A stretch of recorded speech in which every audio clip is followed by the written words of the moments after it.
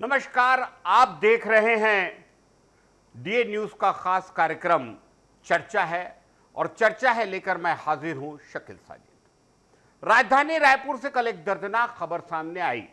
Ramakrishna care अस्पताल में 3 सफाई कर्मियों की दम घुटने से मौत हो गई। हादसा अस्पताल के सेप्टिक टैंक में सफाई के दौरान हुआ। मृतक सफाई कर्मी गोविंद शेंद्रे, अनमोल मचकन और प्रशांत कुमार थे, जो सभी सिमरन सिटी के रहने वाले थे। उन्हें अस्पताल के एक गहरे सेप्टिक टैंक में उतारा गया। सुरक्षा के नाम पर सिर्फ मास्क दिए गए थे। टैंक के अंदर जहरीली गैस के कारण तीनों की सांस घुट गई और उनकी मौत हो गई। मृतक के परिजन घटना की जानकारी पाते ही अस्पताल पहुंचे और शव न मिलने की वजह से हंगामा शुरू कर दिया। परिजन अस्पताल के सामने हड़ताल पर बैठ गए। भारी संख्या में पुलिस बल तैनात करना पड़ा।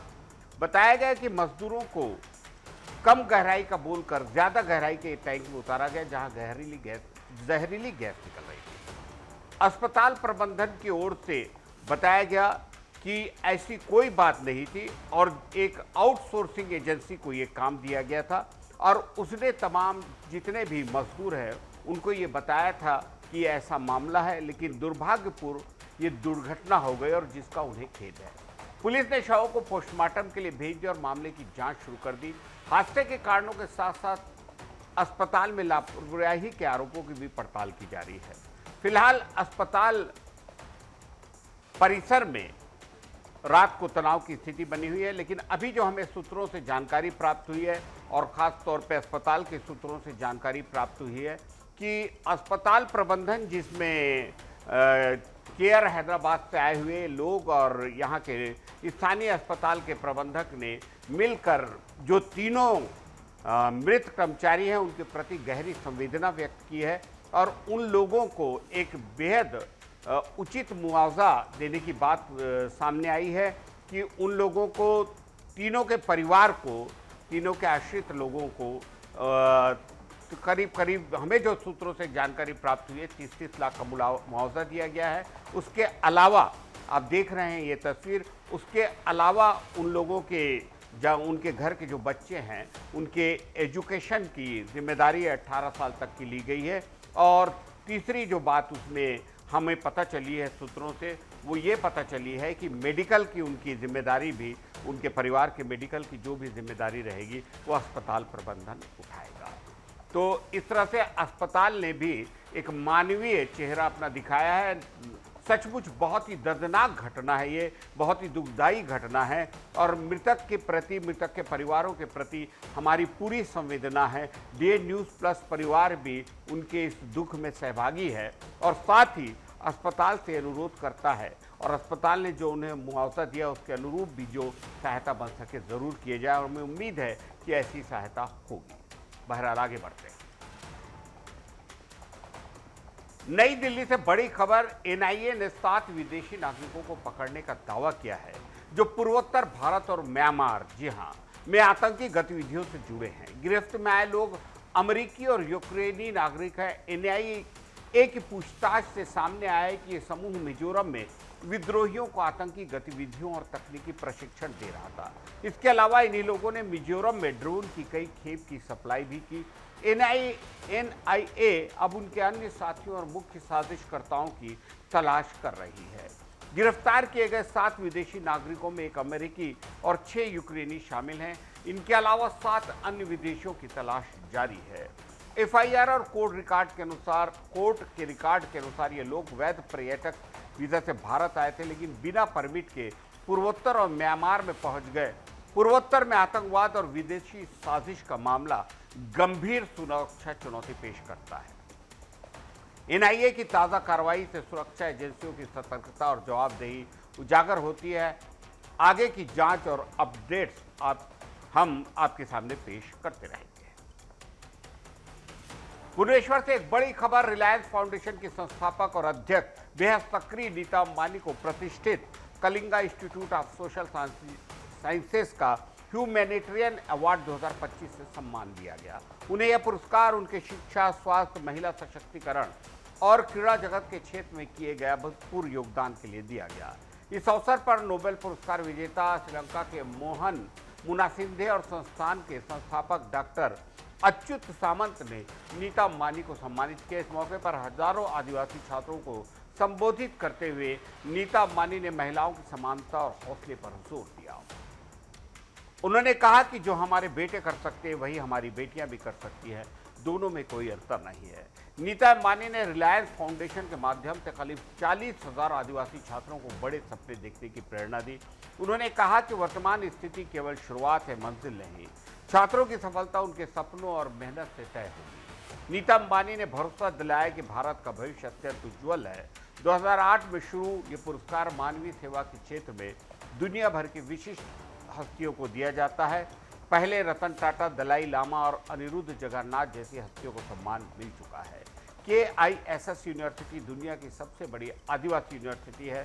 करीब 80,000 बच्चों को किंडरगार्टन से PG तक निःशुल्क शिक्षा, आवास की सुविधा होती है। नीता अंबानी को सम्मान उनके सामाजिक योगदान के लिए बल्कि आदिवासी समाज और शिक्षा क्षेत्र में उनके अभूतपूर्व काम के लिए भी मिला है। प्रेरणादायक नेतृत्व से देश का भविष्य उज्जवल होता है। बस्तर की बेटियां, जैसे कि खबर आ रही हैं, दुर्भाग्य की बात है कि अब भी पूरी तरह सुरक्षित नहीं। झलियामारी कांड के बाद भी आश्रम और छात्रावासों में रह रही छात्राओं की सुरक्षा बड़े सवालों के घेरे में है। साल 2025 से अब तक कई गर्भवती होने के मामले सामने आ चुके हैं। इस साल ही बीजापुर जिले में 4 और सुकमा के जिले में कोटा से एक मामला रिपोर्ट हुआ। राज्य सरकार ने कांड के बाद सुरक्षा के लिए सख्त गाइडलाइंस बनाई थी। इनमें सभी सरकारी और निजी हॉस्पिटलों में CCTV कैमरा लगाना, बाहरी व्यक्तियों के प्रवेश पर रोक और सुरक्षा गार्ड की तैनाती जरूरी थी। जिला प्रशासन और शिक्षा विभाग के अधिकारियों को हॉस्टल का नियमित और औचक निरीक्षण करने के निर्देश भी दिए गए थे। इसके अलावा छात्राओं के लिए शिकायत पेटी भी बनाई गई थी, जो सीधे कलेक्टर या वरिष्ठ अधिकारियों तक पहुंचती। लेकिन इन सभी उपायों के बावजूद प्रशासन की ढिलाई के कारण बस्तर की बेटियां अब भी असुरक्षित महसूस कर रही हैं। सवाल यह है कि क्या प्रशासन वक्त रहते इन गाइडलाइंस को पूरी तरह लागू कर पाएगा और क्या बेटियों की सुरक्षा, उनकी हिफाजत सुनिश्चित की जा सकेगी। सुप्रीम कोर्ट ने एक और बड़े महत्वपूर्ण फैसला दिया है, मातृत्व अवकाश से जुड़ा फैसला। अब किसी भी उम्र के बच्चे को गोद लेने वाली महिलाएं मातृत्व अवकाश की हकदार होंगी। सलाम उच्चतम न्यायालय को। शीर्ष अदालत ने कहा कि 3 महीने से अधिक उम्र के बच्चे को गोद लेने वाली महिलाओं को मातृत्व अवकाश से वंचित करना असंवैधानिक है। सुप्रीम कोर्ट ने स्पष्ट किया कि जैविक और गोद लेने वाली माताओं के बीच कोई अंतर नहीं होना चाहिए। गोद लिया बच्चा भी तथाकथित स्वाभाविक बच्चे से अलग नहीं होता और उसी भी मां के लालन पालन, मां की गोद की जरूरत होती है। अदालत ने कहा कि गोद लेने की प्रक्रिया माता पिता बनने की भावना को उतना ही या उससे अधिक मजबूत करती है। पीठ ने यह भी कहा कि पितृत्व अवकाश को भी सामाजिक सुरक्षा लाभ के रूप में मान्यता देने वाला कानून जरूर बनाया जाना चाहिए। इसका उद्देश्य लैंगिक भूमिकाओं को खत्म करना, पिता को बच्चों की देखभाल में सक्रिय और जज्बाती भूमिका निभाने के लिए प्रोत्साहित करना और परिवार तथा कार्यस्थल में लैंगिक समानता बढ़ाना है। सुप्रीम कोर्ट ने सामाजिक सुरक्षा कानून में व्यवहारिक खामी की ओर भी ध्यान दिलाया। अदालत ने कहा कि कानूनी प्रक्रिया के कारण 3 महीने से कम उम्र के बच्चे शायद ही कभी गोद लिए जाते हैं। इसलिए प्रतिबंध असंगत और मनमाना है। यह फैसला वकील हमसा नंदनी नंदूरी की जनहित याचिका पर सुनाया गया, जिसमें अनुच्छेद 14 के उल्लंघन का जोरदार तर्क दिया गया था। इस फैसले से गोद लेने वाली माताओं को समान अधिकार और सुरक्षा मिलेगी और ये परिवार बनाने के वैध तरीके के रूप में गोद लेने को भी मजबूती प्रदान करता है। मातृत्व अवकाश के साथ साथ पितृत्व अवकाश की बात भी अगर सुप्रीम कोर्ट ने की है तो ये बात निश्चित है हमारे सामाजिक संरचना को एक बहुत शानदार बल देगी और वो बच्चा जिसे गोद लिया गया है, वो बच्चा जिसके माँ बाप उसके पास नहीं है और जिस पे उसका कोई कसूर नहीं है, अगर उस बच्चे को या उन बच्चों को गोद मिलती है, माता पिता का साया मिलता है, तो यह हमारे पूरे के पूरे मुल्क के लिए एक बहुत शानदार मिसाल कायम होगी और हम एक अच्छा और शानदार मुल्क बनाने में आगे बढ़ेंगे। आज के हमारे चर्चा है कार्यक्रम में इतना ही। इजाजत दीजिए शकील साजिद को। नमस्कार।